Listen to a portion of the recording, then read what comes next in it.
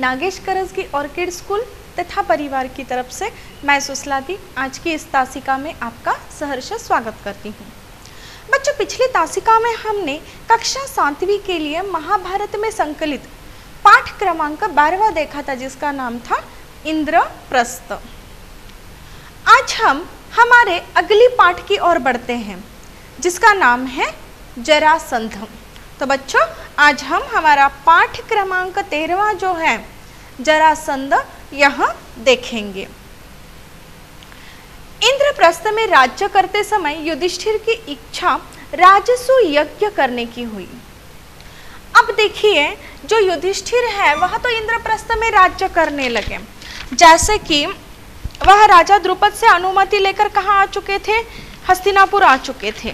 और हस्तिनापुर आने के पश्चात युधिष्ठिर ने उनका यथाविधि पूर्वक राज्याभिषेक किया था। किसका किया था?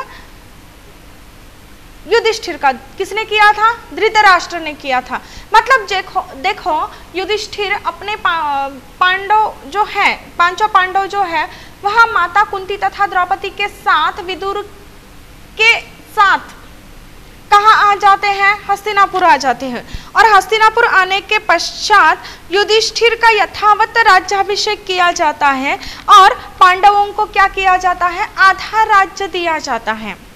इस आधे राज्य को पांडवों के अधीन करने के बाद राज्याभिषेक के उपरांत जो युधिष्ठिर होता है, उसको आशीर्वाद देते समय जो राजा धृतराष्ट्र होते हैं ना, उन्होंने कहा था कि बेटा युधिष्ठिर, मेरे अपने जो पुत्र है वह बड़े दुरात्मा है। मेरे अपने पुत्र कैसे हैं? बड़े दुरात्मा है, यानी कि दुष्ट हैं। तो एक साथ अगर तुम लोग रहोगे, यानी कि उनका कहना यह था, किसका? धृतराष्ट्र का, कि पांडव तथा कौरव अगर यहाँ एक साथ रह जाएंगे तो उनमें मित्रता नहीं होगी, उनमें वैर भाव जो है वह अधिक बढ़ेगा। और इसी कारण जो धृतराष्ट्र है वह सलाह देते हैं।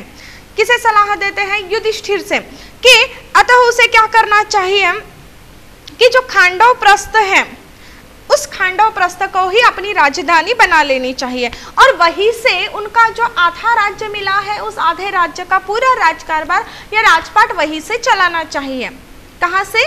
खांडव प्रस्थ से। तो देखिए यहाँ ऐसे होता है और वह कहते हैं कि वह युधिष्ठिर से कहते हैं, सलाह देते हैं कि तुम क्या करो, खांडव प्रस्थ को अपनी राजधानी बना लो और वहीं से तुम राज करना। खांडव प्रस्थ वह नगरी है, खांडव प्रस्थ के बारे में वह जानकारी दे रहे हैं। कौन जानकारी दे रहा है? धृतराष्ट्र। किसे दे रहा है? युधिष्ठिर से। आशीर्वाद देते समय वह धृतराष्ट्र जो है युधिष्ठिर से यह सारी बातें कह रहे हैं। वह कहते हैं कि खांडव प्रस्थ वह नगरी है जो पुरु, नहुष एवं जो ययाति है, यह सारे धृतराष्ट्र के प्रतापी पूर्वज थे। तो इन प्रतापी पूर्वजों की जो राजधानी थी, वही राजधानी क्या रह चुकी थी? खांडव प्रस्थ रह चुकी थी। तो वह कहते हैं कि हमारे वंश की जो पुरानी राजधानी है ना, खांडव प्रस्थ, उसको तुम क्या करो, आप फिर से बसाने का यश करो, यानी कि फिर से तुम उसे बनाओ और यश और श्रेय तुम्ही को ही प्राप्त हो जाए उसे पुनः बसाने का। किसे? खांडव प्रस्थ को। तो पांडवों ने क्या किया था? खांडव प्रस्थ में चतुर कारागिरों से एक नया नगर का निर्माण किया था। पांडवों ने क्या किया था कि जो चतुर कारागिर है उन्हें बुलाया था और उनके द्वारा एक नए नगर का निर्माण किया था। और नए नगर का निर्माण करने के पश्चात उन्होंने उसे नाम भी नया दिया था, जैसे कि खांडव प्रस्थ नाम जो है वह बदलवा दिया गया और वह जो नई नगरी बनाई गई थी उसे इंद्रप्रस्थ ऐसा नाम उन्होंने रखा था। मतलब खांडव प्रस्थ का जो नवनिर्माण किया गया था नई नगरी में, तो उसका नाम क्या रखा गया था? इंद्रप्रस्थ रखा गया था। तो पांडवों ने अपनी राजधानी जो है यह इंद्रप्रस्थ को बनाया था और इसी इंद्रप्रस्थ में उन्होंने क्या किए थे? 23 वर्ष सुखपूर्वक बिताए थे। क्या किए थे? 23 वर्ष सुखपूर्वक बिताए थे। अपना पूरा राज उन्होंने 23 तक वहां से किया था या चलाया था।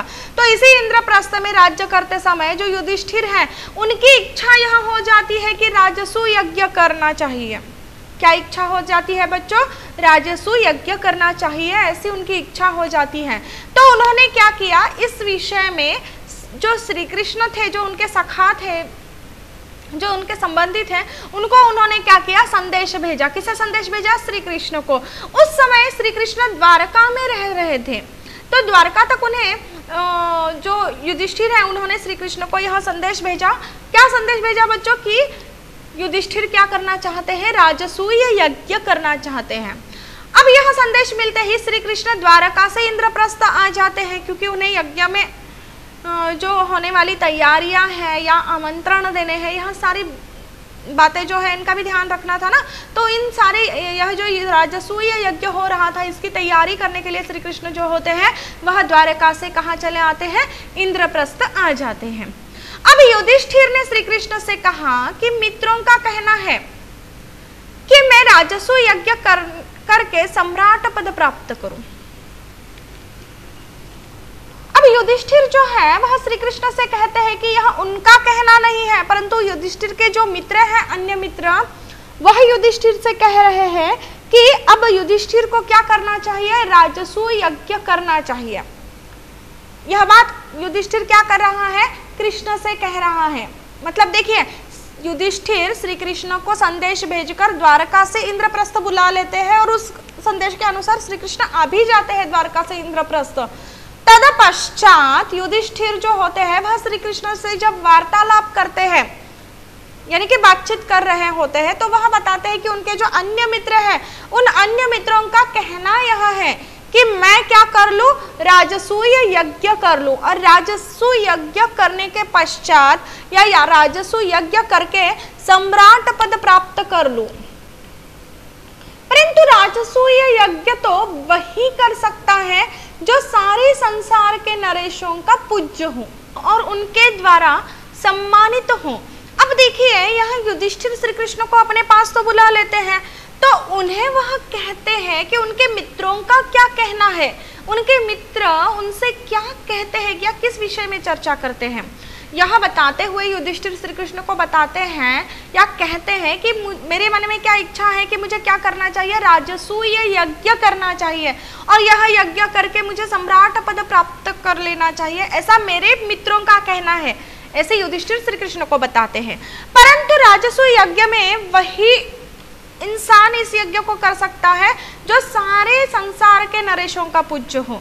अब देखिए, युधिष्ठिर को यह बात भली भांति पता है कि राजसूय यज्ञ जो है वह वही इंसान कर सकता है या वही राजा कर सकता है जो क्या है कि संसार में जो अन्य नरेश है, यानी कि नरेश अर्थात जो राजा है, यानी कि संसार के सभी राजाओं का जो राजा पूज्य हो या उनके द्वारा सम्मानित हो, वही राजा क्या कर सकता है? राजसूय यज्ञ कर सकता है।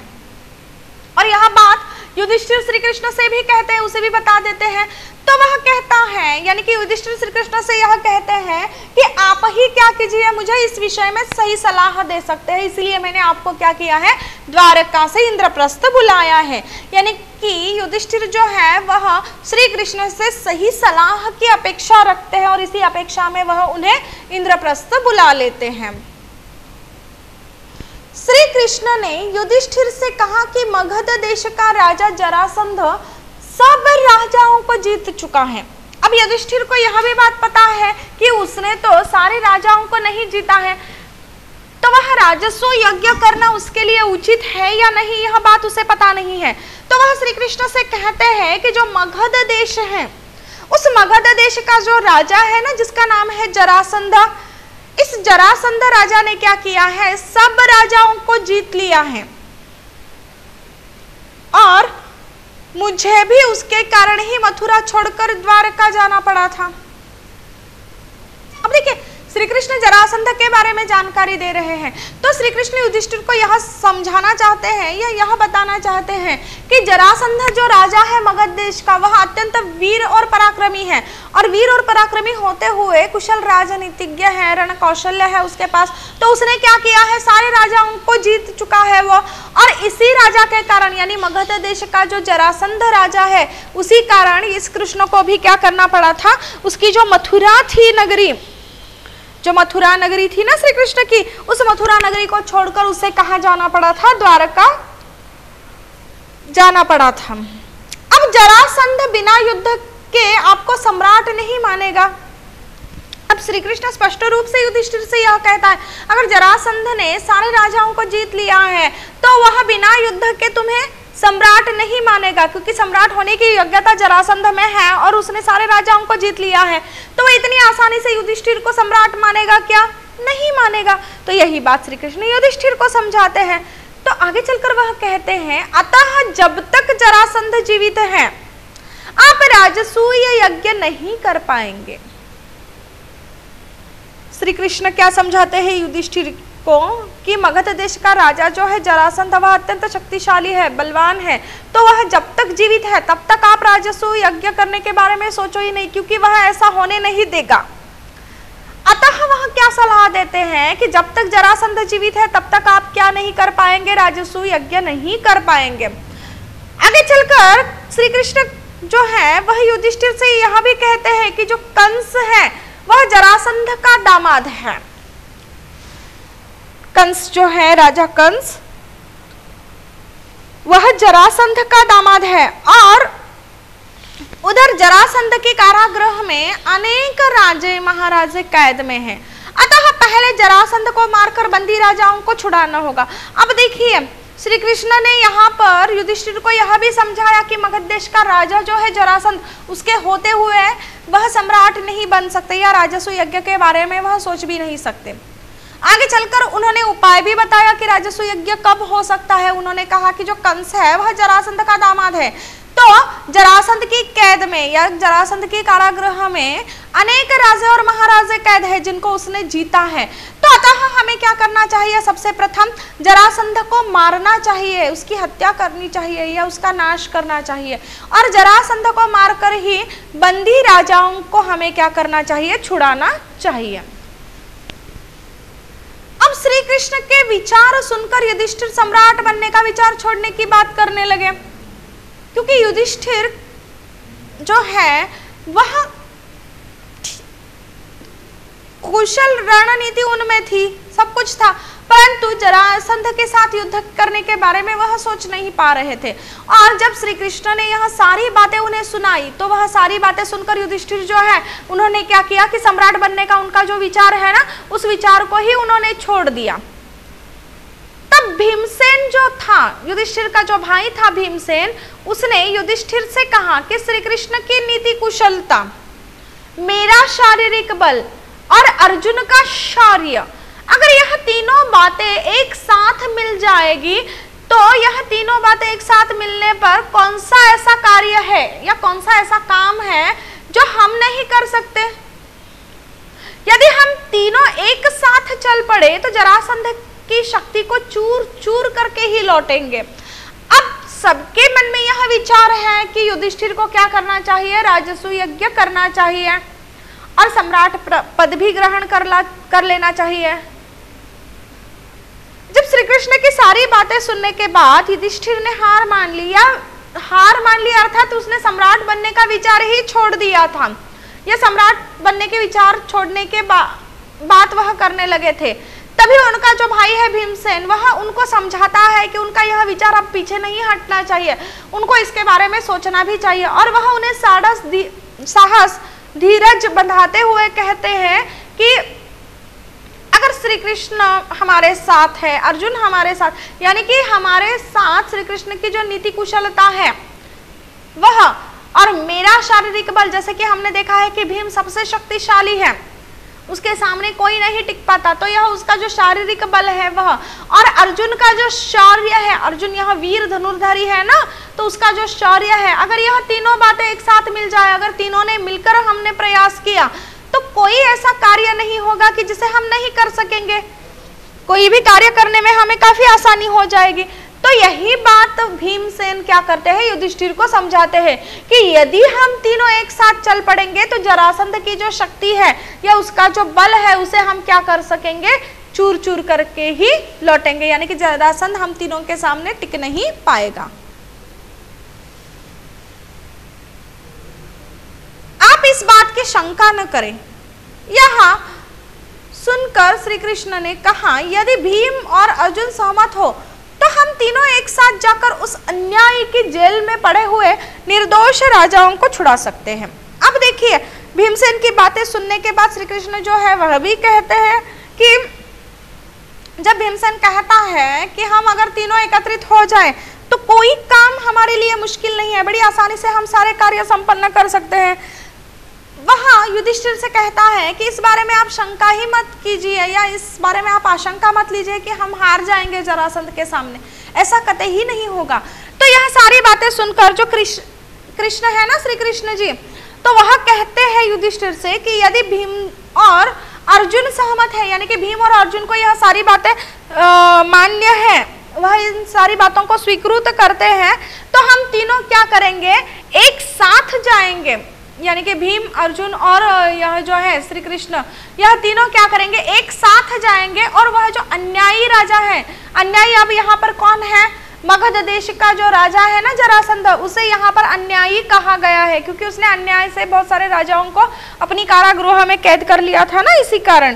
तो यह श्री कृष्ण कहते हैं कि भीम, मैं और अर्जुन हम तीनों क्या करेंगे, एक साथ जाएंगे और एक साथ जाकर हम क्या करेंगे, उस अन्यायी की जेल में पड़े हुए जो निर्दोष राजा है ना, उन राजाओं को छुड़ा सकेंगे।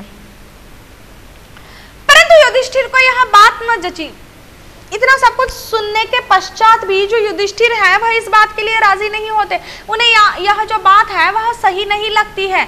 उनके मन में अभी भी आशंका थी कि मगध देश का जो राजा है जरासंध, वो तो बड़ा ही शक्तिशाली है, बलवान है, तो उसके सामने हम टिक भी पाएंगे कि नहीं, इस बात को लेकर उनके मन में शंका थी युधिष्ठिर के मन में।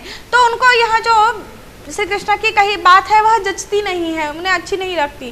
तो उन्होंने कहा कि मैं तो कहूंगा कि जिस कार्य में प्राणों पर बन आने की संभावना हो उसके विचार तक को छोड़ देना ही अच्छा होगा। अब देखिए युधिष्ठिर यह चाहते हैं कि वह कुछ भी कार्य करे, उस कार्य को संपन्न करते समय किसी की हत्या न हो या किसी के प्राणों पर न आ जाए। तो अतः यह बात स्पष्ट रूप से युधिष्ठिर क्या करते हैं, श्री कृष्ण तथा भीमसेन से कह देते हैं कि उनका कहना है, यानी कि युधिष्ठिर का कहना यह है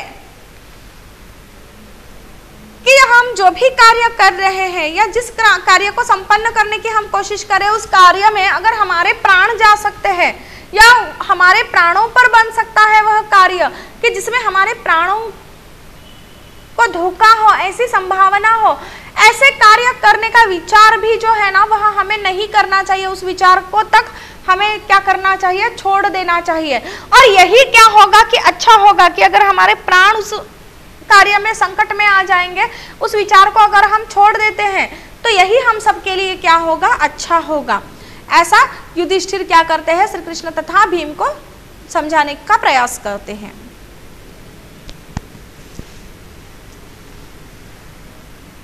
यह सुनकर वीर अर्जुन बोल उठा। अब देखिए युधिष्ठिर की यह जो सारी बातें हैं ना, यह सारी बातें भीमसेन और श्री कृष्ण सुन लेते हैं और यह सारी बातें उसकी सुनकर लेने के पश्चात जो अर्जुन है वह बोल उठता है।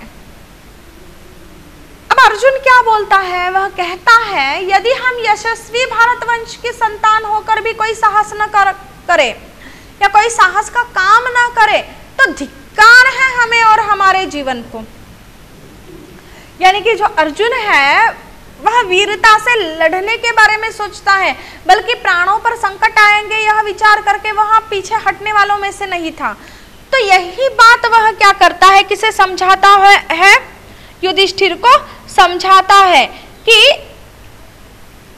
वीर अर्जुन यह बोलता है यदि हम यशस्वी भारतवंश की संतान होकर भी कोई साहस का कार्य नहीं करेंगे, डर के अगर हम बैठ जाएंगे तो धिक्कार है हम पर और हमारे जीवन पर कि जिस काम को करने की हम में सामर्थ्य है, भाई युधिष्ठिर क्यों समझते हैं कि उसे हम न कर सकेंगे। यानी कि यहाँ अर्जुन भी कहता है कि यह जरासंध को मारना कोई बहुत बड़ा कार्य नहीं है, हम में उतना बल है और साहस है, हम में उतनी हिम्मत है कि हम जरासंध का वध कर सकते हैं। तो अर्जुन यहाँ कहता है कि जिस काम को करने का सामर्थ्य हम में है, सामर्थ्य होते हुए भी यह जो भाई युधिष्ठिर है वह क्यों नहीं समझ सकते हैं इस बात को। वह कहता है कि उन्हें ऐसा क्यों लगता है कि हम जरासंध का वध नहीं कर पाएंगे। तब श्री कृष्ण अर्जुन के इन्हीं बातों से मुग्ध हो जाते हैं। श्री कृष्ण क्या हो जाते हैं? अर्जुन की इन्हीं बातों से मुग्ध हो जाते हैं। और आगे चलकर वह कहते हैं कि धन्य हो अर्जुन, वह अर्जुन की प्रशंसा करते हैं और कहते हैं कुंती के लाल अर्जुन से मुझे यही आशा थी। क्या कहते हैं? कुंती के लाल अर्थात कुंती के पुत्र, जिसका नाम क्या है? अर्जुन, जो कहता है कि हम क्या है? भारत वंश की संतान है, और अगर भारत वंश की संतान होकर हम अगर साहस का काम नहीं करेंगे तो हम पे क्या है? धिक्कार है, हमें हमारे जीवन पर धिक्कार है, ऐसे कहता है। और यही बातें सुनकर श्री कृष्ण जो है उनमें भी जोश आ जाता है और वह कहते हैं कि धन्य हो तुम अर्जुन, कुंती के पुत्र हो तुम अर्जुन, तो तुम्हारे मुझे यही आशा थी कि तुम हार कर पीछे नहीं हटोगे, तुम डटकर सामना करोगे और आए हुए मुसीबत को या आए हुए संकट को तुम क्या करोगे? पार कर जाओगे। जरासंध से युद्ध का निर्णय होने पर श्री कृष्ण, भीमसेन व अर्जुन ब्राह्मण का वेश धारण कर लेते हैं। वल्कल वस्त्र पहनकर कुशा हाथ में लेकर जरासंध की जो राजधानी है ना, वहां पर ये लोग पहुंच जाते हैं। अब देखिए, इनका निर्णय पक्का हो जाता है कि यह क्या करेंगे? जरासंध के साथ युद्ध करेंगे और उसे नष्ट करेंगे या उसका नाश करेंगे। जब यह सारी बातें तय हो जाती हैं तो उसी वक्त श्री कृष्ण, भीमसेन व अर्जुन यह तीनों क्या करते हैं? ब्राह्मण का वेश धारण करते हैं, क्योंकि यहाँ अगर अपने असली वेश में वहां जाएंगे तो जरासंध इन्हें भी बंदी बनाएगा और कारागृह में डालेगा। इसीलिए यह लोग क्या करते हैं? ब्राह्मण वेश में जाते हैं, ब्राह्मण वेश धारण कर लेते हैं। और जो वल्कल वस्त्र होते हैं ना, जो ब्राह्मण पहनते हैं, वह वल्कल वस्त्र वहां पहन कर क्या करते हैं? हाथ में कुशा लेते हैं। और कुशा वल्कल अर्थात वृक्ष की छाल जो है ना, उस वृक्ष की छाल से बने गए जो वस्त्र होते हैं ना, उसे वल्कल वस्त्र कहा जाता है। और कुशा अर्थात एक प्रकार की वनस्पति होती है। कुशा अर्थात क्या? एक प्रकार की वनस्पति। अब देखिए, यह जो तीनों है, श्री कृष्ण, भीमसेन व अर्जुन, यह तीनों क्या करते हैं? ब्राह्मण का वेश धारण करते हैं और वल्कल वस्त्र पहनकर, यानी कि जो पेड़ की छाल होती है ना, उस पेड़ की छाल से बने हुए जो वस्त्र होते हैं ना, उन्हें पहनकर वह कुशा हाथ में लेकर, यानी कि एक वनस्पति है कुशा नाम की, उस कुशा नाम की वनस्पति को वह हाथ में लेकर क्या करते हैं? जरासंध की जो राजधानी है ना, वहां पहुंच जाते हैं। अब जरासंध ने ब्राह्मण समझकर उनका बड़े आदर के साथ स्वागत किया। किनका?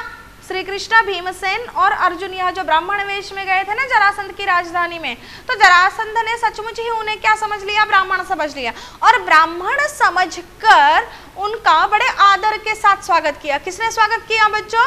जरासंध ने किया। किनका स्वागत किया? जो श्री कृष्ण, भीमसेन और अर्जुन ब्राह्मण वेश में वहां गए थे, उनका ब्राह्मण समझकर जरासंध ने क्या किया? बड़े आदर के साथ स्वागत किया। श्री कृष्ण ने जरासंध से कहा, मेरे दोनों साथियों ने मौन व्रत लिया हुआ है। अब जो भीमसेन है तथा अर्जुन है, यह दोनों बात नहीं करते, तो श्री कृष्ण जो है वह जरासंध से कहते हैं, मगध देश का जो राजा है जरासंध, उससे कहते हैं कि मेरे जो दोनों साथी हैं उन्होंने क्या कर लिया है? मौन व्रत लिया हुआ है। उन्होंने क्या लिया है? मौन व्रत लिया है, यानी कि वह किसी से बात नहीं करेंगे। तो वह आगे चलकर कहता है कि इसी कारण अभी वह नहीं बोलेंगे, यानी कि श्री कृष्ण क्या कहते हैं कि मेरे दोनों साथियों ने मौन व्रत लिया है, वह किसी से बात नहीं करेंगे उनका व्रत खुलने तक, तो इसी कारण वह क्या नहीं कर रहे हैं? अभी नहीं बोल पा रहे हैं या नहीं बोल सकेंगे। तो श्री कृष्ण कहते हैं कि आधी रात के बाद इनका जो व्रत है ना, वह व्रत खुलेगा, और आधी रात के बाद इनका व्रत खुलने पर ही यह लोग क्या करेंगे? मेरे दोनों साथी बातचीत करेंगे। तो जरासंध ने इस बात पर विश्वास कर लिया और तीनों मेहमानों को यज्ञशाला में ठहराकर महल में चला गया। अब ब्राह्मण है, अतिथि है, अतिथि कभी झूठ नहीं बोलेंगे, यह जरासंध को विश्वास था। इसीलिए श्री कृष्ण ने जो भी बातें कही उस बातों पर जरासंध ने विश्वास कर लिया। और इन तीनों मेहमानों का यानी कि श्री कृष्ण, भीमसेन व अर्जुन जो ब्राह्मण वेश धारण कर कर वहां गए थे, इन तीनों मेहमानों का यज्ञशाला में ठहरने का प्रबंध इसने किया। और इन तीनों को यज्ञशाला में ठहराकर यह जो जरासंध है वह क्या करता है, अपने महल में चला जाता है। कोई भी ब्राह्मण अतिथि जरासंध के यहाँ आता तो उनकी इच्छा तथा सुविधा के अनुसार बातें करना, वह उनका सत्कार करना जरासंध का नियम था। अब देखिए, हर एक व्यक्ति के अपने अपने तत्व होते हैं, अपने अपने नियम होते हैं। उसी प्रकार यहाँ जो मगध देश का जो राजा था ना, वीर पराक्रमी जरासंध, उसके भी कुछ नियम थे। और उसके नियमों में से एक नियम यह था कि कोई भी ब्राह्मण अतिथि अर्थात मेहमान, यानी कि कोई भी ब्राह्मण मेहमान अतिथि अगर जरासंध के यहाँ आ जाते हैं तो जरासंध क्या करता था, उनकी इच्छा तथा सुविधा के अनुसार बातें करना, उनका आदर सत्कार करना, इस नियम का वह पालन करता था। और इसी नियम के अनुसार आधी रात के बाद जरासंध क्या करता है, अतिथियों से मिलने चला जाता है। क्यों अतिथियों से मिलने चला जाता है? क्योंकि दो अतिथि जो हैं या दो ब्राह्मण जो है उन्होंने मौन व्रत धारण कर लिया था और आधी रात के बाद उनका व्रत खुलने वाला था और तदपश्चात ही वह बातें करने वाले थे। इसी कारण जरासंध जो है वह क्या करता है, इसीलिए इसके अनुसार वह क्या करता है, आधी रात के बाद उन अतिथियों से मिलने के लिए चला जाता है। परंतु ऐसा होता है कि अतिथियों के रंग ढंग देखकर, उनका रहन सहन देखकर मगध नरेश जो है ना, उसके मन में शंका निर्माण होती है। राजा जरासंध ने कड़क कर पूछा, सच सच बताओ तुम लोग कौन हो? ब्राह्मण तो नहीं दिखाई देते। अब देखिए, जरासंध तो मगध देश का राजा है, अत्यंत चतुर है, तो वह यह बात भली भांति जान लेता है कि जब वह आधी रात के पश्चात इन अतिथियों से बात करने के लिए, वार्तालाप करने के लिए वहां जाता है उनके पास यज्ञशाला में, तो वह उनके रंग ढंग देखकर उसे यह बात समझ में आती है कि यह तो ब्राह्मण नहीं है। उसके मन में शंका निर्माण हो जाती है। तो राजा जरासंध जो है वह कड़क कर क्या करता है, उनसे प्रश्न पूछता है कि आप लोग सच सच बताओ कि तुम लोग कौन हो, क्योंकि तुम ब्राह्मण नहीं दिखाई दे रहे हो, क्योंकि तुम्हारा जो रंग ढंग है वह ब्राह्मण की तरह नहीं है।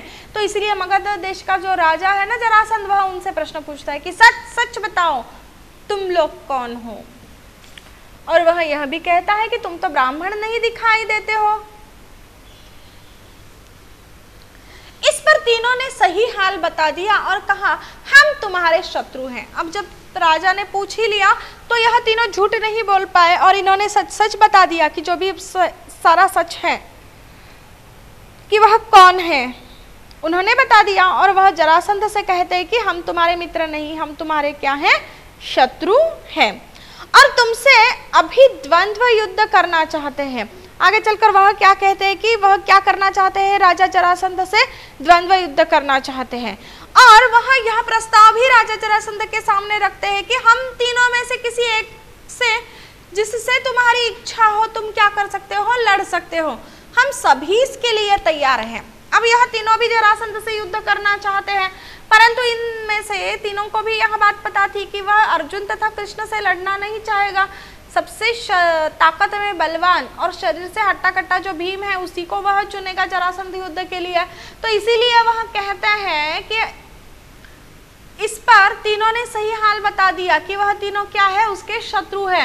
और वह उसे यह भी कहते हैं कि हम क्या करना चाहते हैं, तुमसे द्वंद्व युद्ध करना चाहते हैं। और वह यह भी प्रस्ताव रखते हैं कि हम तीनों में से तुम क्या करो, तुम्हारी इच्छा जिसके साथ लड़ने की होगी उसके साथ तुम लड़ सकते हो। हम तीनों भी क्या है, इस बात के लिए तैयार है या राजी हैं।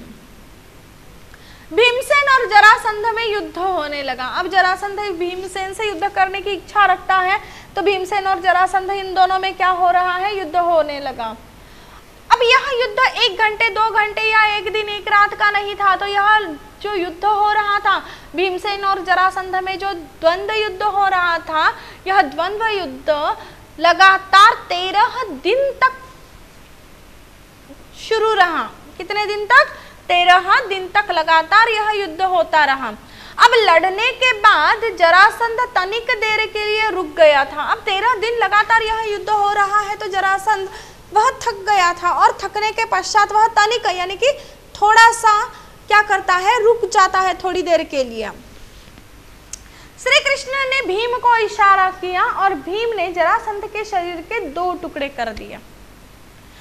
जब जरासंध थक गया है और थकने के पश्चात वह तनिक यानी कि थोड़ा सा रुक गया है थोड़ी देर के लिए, तभी क्या करता है श्री कृष्ण, भीम को इशारा कर देता है कि अब उसे क्या करना चाहिए, जरासंध का अंत करना चाहिए। तो तुरंत श्री कृष्ण से संकेत पाकर या इशारा पाकर भीम जो है उसने क्या किया, जरासंध के शरीर के 2 टुकड़े कर दिया। और इसी प्रकार क्या हो गया, जरासंध का अंत हो गया। क्या हो गया? अंत हो गया। श्री कृष्ण और दोनों पांडवों ने बंदी राजाओं को छुड़ा लिया। अब इन्होंने क्या किया, बंदी जो राजा थे ना, इन राजाओं को भी छुड़ा लिया। जैसे कि हमने पहले देखा कि मगध देश का जो राजा है जरासंध, इसने क्या किया था, विश्व के सारे राजाओं को जीत लिया था और उन्होंने क्या किया था, काफी सारे राजाओं को बंदी बनाकर अपने कारागृह में रख लिया था। तो जब द्वंद्व युद्ध हुआ और जरासंध का वध हुआ, तो उसके पश्चात श्री कृष्ण और जो दोनों पांडव थे यानी कि भीम और अर्जुन थे ना, इन्होंने क्या किया कि जरासंध के कारागृह में जो भी बंदी राजा थे उनको उन्होंने सबसे प्रथम छुड़ा लिया। और ऐसा होने के पश्चात जरासंध के जो पुत्र है सहदेव, उसे क्या किया, राजगद्दी सौंप दी। और ऐसा होने के पश्चात वह क्या करते हैं, इंद्रप्रस्थ लौट आते हैं। अब जब वह इंद्रप्रस्थ लौट कर आते हैं तो इसके बाद राजसूय यज्ञ हुआ। आए हुए राजाओं में सबसे पहले किसकी पूजा हो के प्रश्न पर भीम ने श्री कृष्ण का नाम सुझाया और युधिष्ठिर के आदेश पर सहदेव ने क्या किया, विधिवत श्री कृष्ण की पूजा की। जब श्री कृष्ण की पूजा की गई, इस पर चेदी नरेश जो होता है वह बिगड़ जाता है, उसे यह बात अच्छी नहीं लगती और वह बोलता है कि यह अन्याय की बात है कि एक मामूली व्यक्ति को क्या किया जा रहा है, इस प्रकार से गौरवान्वित किया जा रहा है, यह बात उसे अच्छी नहीं लगती। तो वह क्या करता है, शिशुपाल ने भी उपस्थित राजाओं से कहा। अब देखिए चेदी नरेश को यह बात अच्छी नहीं लगती तो वह बोल देते हैं। तभी शिशुपाल जो होता है उसने क्या किया, उपस्थित वहां पर जो राजा है उन राजाओं से कहा कि उपस्थित राजागण, जिस दुरात्मा ने कुचक्र रचकर वीर जरासंध को मरवा डाला और उसी की युधिष्ठिर ने अग्र पूजा की है, इसके बाद उसे हम धर्मात्मा कैसे कह सकते हैं? उसने हमारा ही विश्वास नहीं रहा। अब वह कहते हैं कि इस पर हमारा विश्वास नहीं रहा कृष्ण पर। अब शिशुपाल और कुछ दूसरे जो राजा है वह सभा से निकल गए और युधिष्ठिर ने अनुनय विनय करके राजा जो है अन्य उन राजाओं को मनाया, किंतु शिशुपाल इस बात के लिए कतई ही तैयार नहीं होता है, वह नहीं मानता है, वह श्री कृष्ण के विरुद्ध ही बोलता रहता है। अतः दोनों में युद्ध हो जाता है और इस युद्ध में जो श्री कृष्ण है ना, वह शिशुपाल जो है उसका अंत कर देते हैं, यानी कि श्री कृष्ण के हाथों शिशुपाल की मृत्यु हो जाती है। यहाँ पर हमारा यह पाठ समाप्त होता है। धन्यवाद एवं शुभ दिन।